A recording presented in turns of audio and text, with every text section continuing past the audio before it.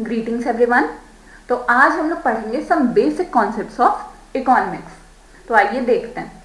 अब उस दिन हम लोग ने पढ़ा था कि what is economics and what is economy. आज हम लोग पढ़ेंगे कि what are the branches of economics और दोनों में डिफरेंस क्या होता है। तो इकोनॉमिक्स की दो ब्रांचेस होती हैं, as you can see over here. One is micro economics and the other one is macro economics.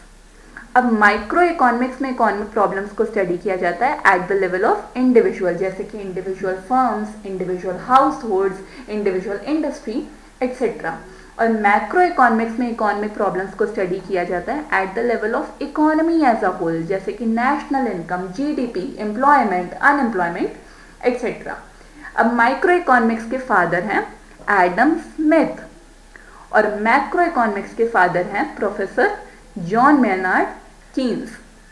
अब एडम स्मिथ हम लोग ने उस दिन पढ़ा था कि is also the father of economics. ये हैं एडम स्मिथ एंड ये हैं प्रोफेसर कीन्स। तो चलिए अब हम लोग डिफरेंस देखते हैं इकोनॉमिक्स में, मतलब सॉरी माइक्रो इकोनॉमिक्स और मैक्रो इकोनॉमिक्स में। तो माइक्रो इकोनॉमिक्स में क्या कांस्टेंट रहता है? माइक्रो इकोनॉमिक्स में कांस्टेंट रहता है टोटल आउटपुट और एम्प्लॉयमेंट। मैक्रो इकोनॉमिक्स में क्या कांस्टेंट रहता है? Distribution of income. और distribution of income micro economic variable है, वेयर एज टोटल आउटपुट और एम्प्लॉयमेंट मैक्रो इकोनॉमिक वेरिएबल है। माइक्रो इकोनॉमिक्स का सेंट्रल इशू होता है allocation of resources, whereas macro economics किस इशू पे फोकस करती है? Determination of the overall level of output and employment. Determination of the overall level of output and employment। Micro economic में क्या variables होते हैं? Consumers demand, producer supply. Macro economics में क्या वेरिएबल्स होते हैं? एग्रीगेट डिमांड और एग्रीगेट सप्लाई। एग्रीगेट डिमांड का मतलब होता है demand for all the goods and services in the economy, और एग्रीगेट सप्लाई का मतलब होता है supply of all the goods and services in the economy.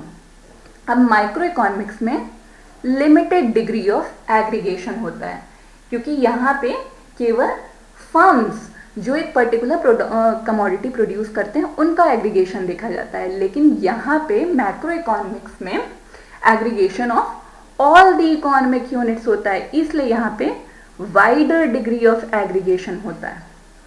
अब माइक्रो इकोनॉमिक्स में individual economic agents economic decisions लेते हैं, जैसे कि प्रोड्यूसर्स और कंज्यूमर्स।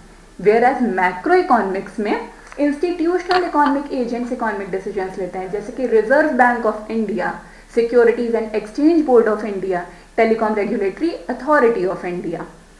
और यहाँ पे इसको कहा जाता है माइक्रो इकोनॉमिक्स को थ्योरी ऑफ प्राइस या फिर price analysis, whereas macro economics को कहा जाता है theory of income and employment या फिर इनकम एनालिसिस।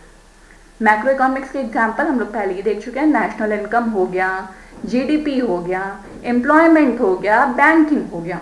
माइक्रो इकोनॉमिक्स के एग्जाम्पल क्या है? Demand, supply, consumer equilibrium, producer equilibrium, ये सब। अब आइए आगे देखते हैं क्या है। तो हाँ, हम लोग को ये एक कॉन्सेप्ट और डिस्कस करना था। अब स्कार्सिटी, हम लोग ने उस दिन पढ़ा था कि रिसोर्सेज स्कार्स होते हैं in relation to human bonds. तो समझ लीजिए एक लैंड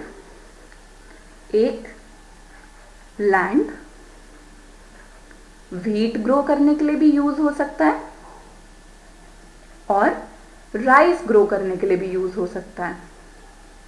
अब यहाँ पे हम लोग के पास चॉइस आती है कि या तो हम लोग व्हीट ग्रो करें या फिर हम लोग राइस ग्रो करें। तो चॉइस से क्या आएगी? Decision making. हम लोग को डिसीजन लेना पड़ेगा कि लैंड के जो ऑल्टरनेटिव यूजेस हैं, हम लोग को कहाँ पे रिसोर्सेज एलोकेट करने हैं। हम लोग को व्हीट ग्रो करना है या फिर राइस ग्रो करना है। तो स्कार्सिटी से आती है चॉइस, चॉइस से आती है डिसीजन मेकिंग। अब यहाँ पे हम लोग देखेंगे जॉन मेनार्ड कीन्स के बारे में। अब हमने देखा कि मैक्रो इकोनॉमिक्स के फादर हैं जॉन मेनार्ड कीन्स, और मैक्रो इकोनॉमिक्स में क्या बात होती है? इनकम और एम्प्लॉयमेंट की। तो John Maynard Keynes macro economics के फादर कहे क्यों जाते हैं? जॉन मेनार्ड कीन्स ने एक बहुत ही इंपॉर्टेंट थ्योरी दी थी जिसे कि कहा जाता है थ्योरी ऑफ एम्प्लॉयमेंट।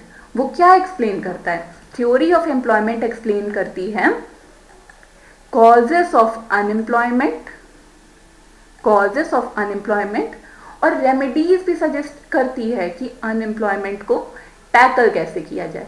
इसलिए जॉन मेनार्ड कीन्स को कहा जाता है फादर ऑफ मैक्रो इकोनॉमिक्स, क्योंकि कीनीशियन थ्योरी ऑफ एम्प्लॉयमेंट बहुत ही फेमस है।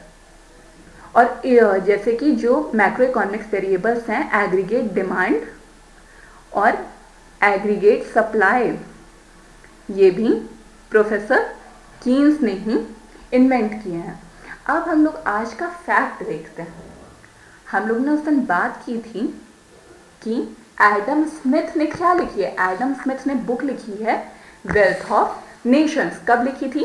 1776 में। तो एडम स्मिथ ने फोकस किया था वेल्थ में, वेयर एज एल्फ्रेड मार्शल ने फोकस शिफ्ट किया था किस पे? वेलफेयर की तरफ। एल्फ्रेड मार्शल ने 1890 में बुक लिखी थी प्रिंसिपल्स ऑफ इकोनॉमिक्स। इसको उस टाइम पे पॉलिटिकल इकोनॉमी भी कहा जाता था। इसमें उन्होंने फोकस शिफ्ट किया वेल्थ से वेलफेयर पे, क्योंकि एडम स्मिथ पहले ही वेल्थ पे बहुत फोकस कर चुके थे। इन्होंने उस फोकस को शिफ्ट करने का डिसाइड किया। एल्फ्रेड मार्शल के according economics is a study of Mankind in the ordinary business of life. तो यहाँ पे वेल्थ ओरिएंटेड से इकोनॉमिक्स हो गई पीपल ओरिएंटेड, और जब पीपल ओरिएंटेड इकोनॉमिक्स हो जाती है तो इकोनॉमिक्स हो जाती है वेलफेयर ओरिएंटेड। और हाँ, हम लोग एक चीज़ तो देखना ही भूल गए कि माइक्रो इकोनॉमिक्स में प्रोड्यूसर्स और कंज्यूमर्स अपना पर्सनल सेटिस्फैक्शन देखते हैं, अपना पर्सनल प्रॉफिट देखते हैं, लेकिन यहाँ पे जो इंस्टीट्यूशनल इकोनॉमिक एजेंट्स होते हैं वो लोग welfare of the entire society देखते हैं। So with this we come to the end of our discussion. तो आज के लिए इतना ही। इकोनॉमिक्स हम लोग आपके लिए बोरिंग नहीं बनाएंगे, ऐसे ही हम लोग आपके साथ आपको समझाते रहेंगे, आपके साथ सारी चीज़ें पढ़ते रहेंगे, आपके भी कॉन्सेप्ट्स क्लियर होंगे और हमारी भी हेल्प होगी, हमारा भी चैनल ग्रो होगा, हमारी भी नॉलेज इन्हांस होगी। तो ऐसे ही हमारे साथ रहिए, पढ़ते रहिए, and we will keep you updated. Till then keep revising, keep learning, and I will meet you in the next video. Till then bye, take care.